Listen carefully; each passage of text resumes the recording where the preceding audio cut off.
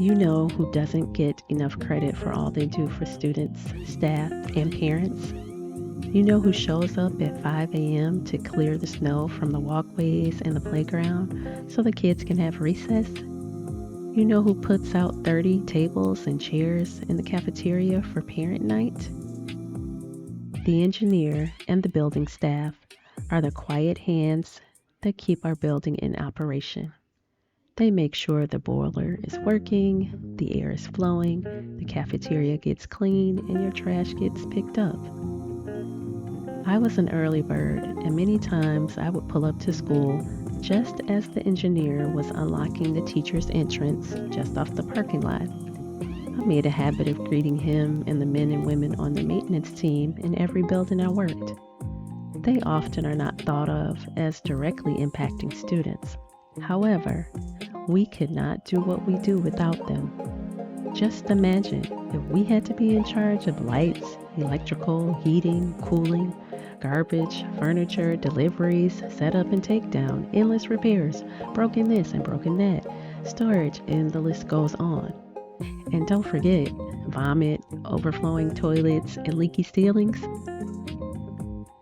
Just because I always greeted our engineer, I could get inside information.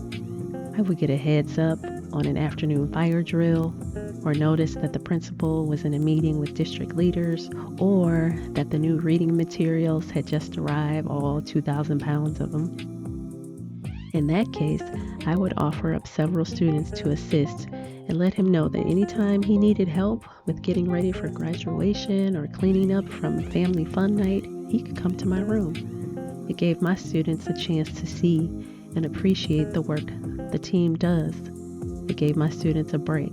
I used it as a way to encourage student work and positive behavior.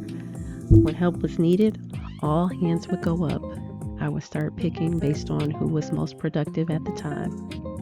From then on, whatever I needed, I was golden. If my pencil sharpener detached from the wall, no problem.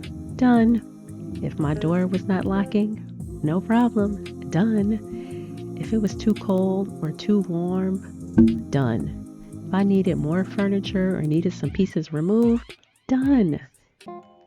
If we had class parties with pizza and soda, or a Thanksgiving dinner at school, or a nacho cheese and chips fundraiser, I would always invite them in advance. Have the kids make them plates and take to their office, or send a kid to tell them to come to my room.